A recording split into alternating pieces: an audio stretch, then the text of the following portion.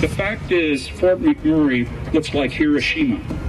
Fort McMurray is a wasteland. The Indians up there and the native peoples are dying. The fuels all over, the fumes everywhere. You can smell it when you get to town. The closest place to Fort McMurray that is doing the tar sands work is 25 or 30 miles out of town, and you can taste it when you get to Fort McMurray. People are sick. People are dying of cancer because of this.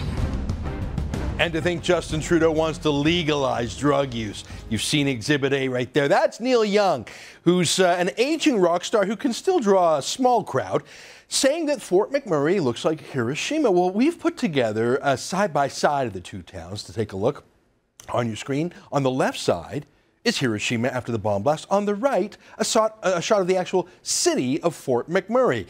I think I'd rather be in Fort McMurray. And if you could pull the camera back, which you can't in this picture, if you've flown into Fort McMurray, as I have many times, you see that the number one thing is trees. It's in the world's largest forest, the boreal forest. It's got nothing like Hiroshima. Well, joining us now to talk about this buffoon on the streets of Washington, D.C. is our friend Justin Anderson from Salmon Brothers. He's a research analyst in oil and gas. He joins us from Calgary. Great to see you again, Justin. Now, you've been up to Fort McMurray. Let me ask you, did you fly in or did you drive in when you went last to Fort McMurray?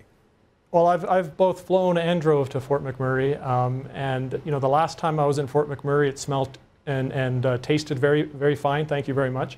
Yeah. You know, it's interesting because if Mr. Neil Young wanted to make this comparison, I think it would have been a lot better if he was to base it on some kind of scientific evidence, or at least some kind of quasi-scientific petition to suggest that there's some kind of issues with the air, you know, smell in the area.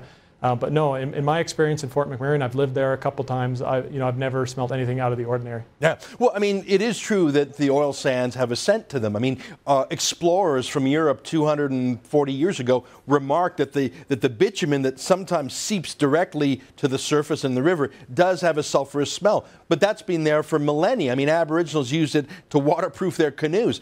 But for him to compare it to Hiroshima, I think is very deliberate, as if this is nuking people, as if it's a bomb. Yeah. or a weapon. I wonder if he has ever been to other oil-producing countries like Nigeria or Saudi Arabia that are environmental disasters like Nigeria, or that are war disasters like Iran, Iraq, Saudi Arabia, and the OPEC countries. Have you ever been to those OPEC countries? Or I guess they don't let just anyone tour a Saudi oil facility. What do you think it looks like in an OPEC oil production? Do you think Neil Young has any clue?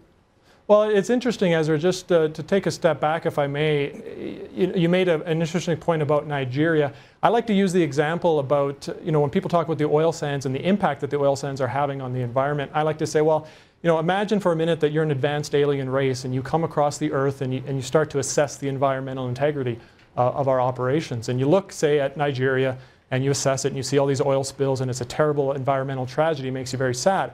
If you were then to turn your survey to the oil sands, what you would in fact see, if you turned your time back before the development, was a natural oil spill across 140,000 kilometers squared of area. And then as the time goes by, the companies come in and they begin to develop it. And they basically begin to take this sand, which is caked with 10 to 20% oil in it, remove the oil out of the sand, and then replace the sand back, plant some trees, and basically reclaim it. And their only conclusion could be that this is one grand environmental reclamation project that these humans are undertaking. I think we really need a big paradigm shift when it comes to the oil sands. You're right. You know what? I think my final thought, if Neil Young was right here, I'd say, all right, big shot. So you don't want oil from the oil sands. Fine.